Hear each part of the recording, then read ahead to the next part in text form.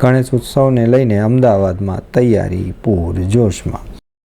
ગણેશ ઉત્સવને લઈને ગણતરીના જ દિવસો બાકી રહ્યા છે, ત્યારે ગણેશ ઉત્સવની તૈયારીઓ પૂરજોશમાં શરૂ થઈ ચૂકી છે।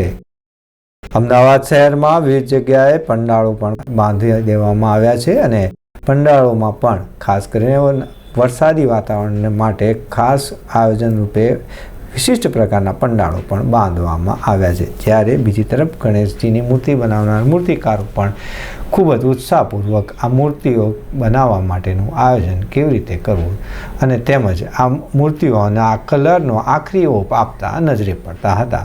સાથે સાથે જ રવિવારનો દિવસ નજીકમાં હોવાથી મોટા ગણેશ પંડાળોવાળા ગણેશ મંડળો દ્વારા ખાસ ગણેશ મૂર્તિને વાતે ગાતે પોતાના પંડાળ સુધી લઈ જવાનું આયોજન પણ કર્યું હતું।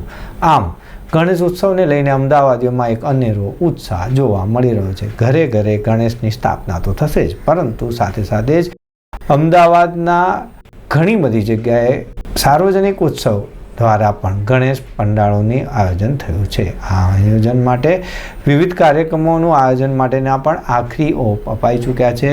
દરરોજ સાંજે યોજાનારા કાર્યક્રમો વિશેની પણ આયોજન કરવામાં આવ્યું છે। સાથે જ ગણેશ પંડાળોમાં કોઈ પણ જાતની તકલીફ ન પડે તે માટે પોલીસ તેમજ મ્યુનિસિપાલિટી દ્વારા પણ ખાસ સૂચનાઓ અને સહયોગ આપવામાં આવી રહ્યો છે। તો દર્શક મિત્રો, અમદાવાદીઓ હવે 10 દિવસ ગણેશ મહોત્સવની જય ગણેશના નાદ સાથે તૈયારીઓમાં ઝૂમી ઉઠ્યા છે। દર્શક મિત્રો, આ હતા અત્યાર સુધીના સમાચારની ખાસ ગતિવિધિ માટે આપ નિહાળતા રહો એસ લાઈવ ન્યૂઝ બુલેટિન। નમસ્કાર।